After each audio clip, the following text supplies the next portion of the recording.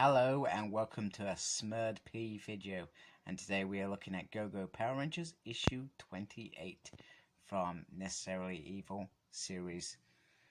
And I've got to say that I absolutely adore this cover. You've got Rita, she's got some tears going on there and she looks a bit remorseful. And aside, we got a talented team here, so it's written by Ryan. Cena must have dropped off after finishing off the recent part of this run, or maybe this was just Ryan just wanted to write this story himself, I guess. Letters by Ed, colors by Rao. Eduardo has done the illustrations, and all I can say is that his illustrations are absolutely beautiful. So Rita is trapped in the dumpster by Zordon, and the council, whatever, they, due to her crimes, they wanted to terminate her, but Zordon pleaded a pity. I bet he regretted that down the line. It could have been worse if you think about it. I mean, the Power Ranger series originally was for kids. Now, if she had gone and killed a couple of them in the series, it was a bit darker, it might have been, damn, I messed up kind of thing. So, basically,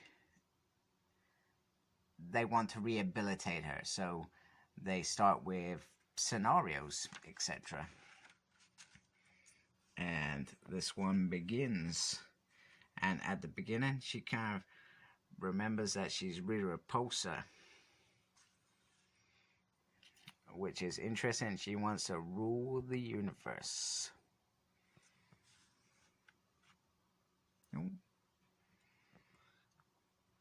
Very interesting beginning. Feels very family orientated, but her name is Neosha. Yeah, I hope I pronounced that correctly. Meanwhile, Squat, he's escaped. He's in an egg. You remember he was taken as a baby, and well, he thinks he's about to be in here. However, he's given love, and they go flying together. I like this bit, buffing. So we go from Squat back to Neosha, and she's a bit more grown up, and she's got her buddy, and we have these guys, Malix, who isn't very nice to her friend, so she sticks up for her friend and tells him that he's wrong and blah blah blah blah blah. So yeah, that's quite interesting. I'll be honest with you, when I was reading the story, I thought, what the hell's going on here? It took me a while to grasp it, and it probably wasn't until the final seasons that I truly grasped what it was all about. Then we go on to Vincent. Vince is doing what he does best. He's building monsters out of clay, which is great. And then his wife, we remember what happened to his wife in I think it was in one of the annuals. They showed that he was too dark and sinister, and she embraces what he's done here, which is what he's always wanted. He wanted that recognition that what he created was good enough for his wife, good enough for his race or his peers or his friends or whatever. So that was kind of cool. So Neosha and Malix have got married, and you know, it's just a normal, nice wedding scene, and she tells her dad in a minute that she is about to have kids, and you're gonna be a granddad, and just breathe, let's enjoy it. So then we buff her again, and we're at Bamboo, and King Bamboo calls he's king. Oh, sorry, he wants to be king because he's king a coward, and that he was wrong. Oh, wait a minute. Sorry. Bamboo is the king. And this guy has come up calling him a coward and telling him that he wants to take over, etc. And he says, you know, you can't beat me in single combat.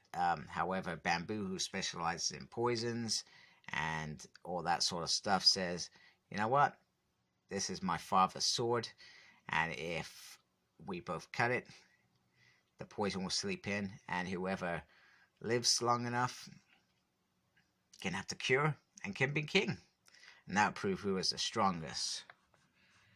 And this dude says, you know what, no way am I doing that. So very, very cool. And this other dude says, that's quite a gamble. Is there truly poison on your sword? He says, I guess we'll never know.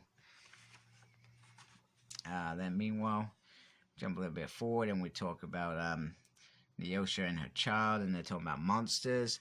And you know what? Every time I want to conquer the world and make my monster grow, you know, I had to rein it back in. So every time you feel like that, come talk to me and we'll make things small and, you know, not quite so scary. Meanwhile, we get on to Golda, and Golda in his little line, it's all about destruction, all about chaos, and just as he's about to be destroyed, he's saved by none other than his brother, who, if you read some of the older comics, Lord Zed took out the face after he tried to betray him and leaving Goldar to snivel up and become a groveling servant, I guess. But in reality, if his brother had lived, maybe he wouldn't have been that. Maybe he would have been trying to become that conqueror, etc. So I guess he lies in chaos and destruction. So back to Yosha and Alex.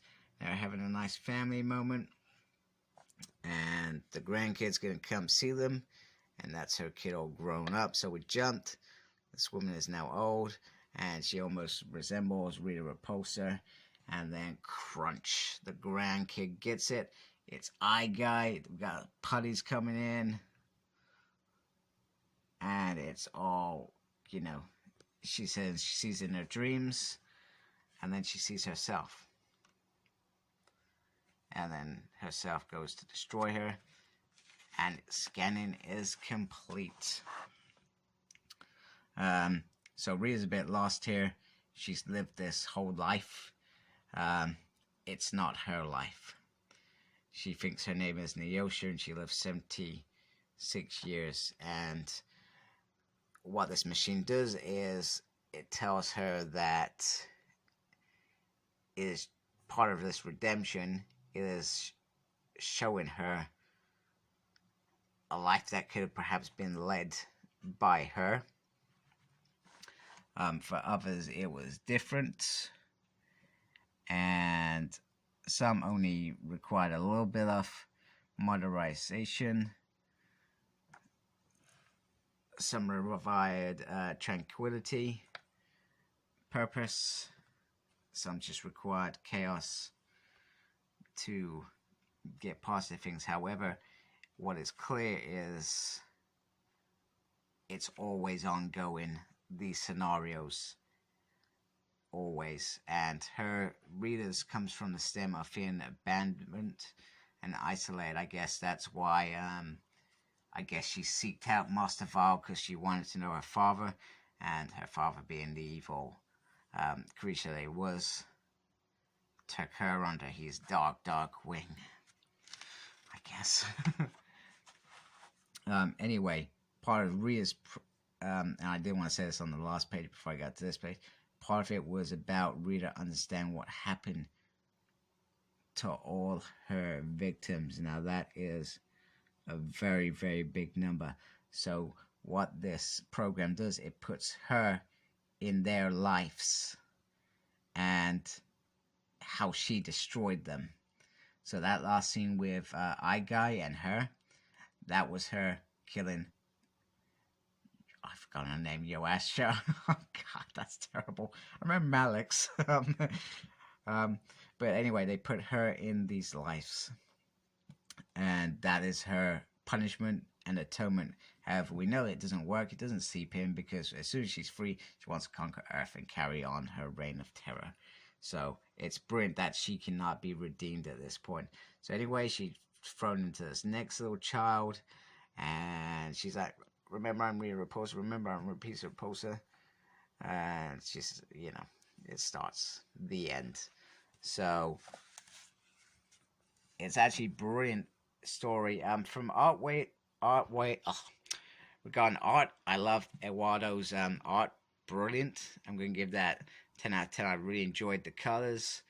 how it was laid out, how it was told. Brilliant character development. I've got to give Ryan a 10 out of 10 because he gave us a whole new piece for Rita Repulsa in what happened in that dumpster. Not that it was some tiny little thing, it was an actual computer, like the TARDIS, etc. You know, looks small on the outside, but it's big on the inside, sort of thing. And each one of them was given that until they were free. So, story wise, it doesn't add anything to the longer story that Ryan's currently working on.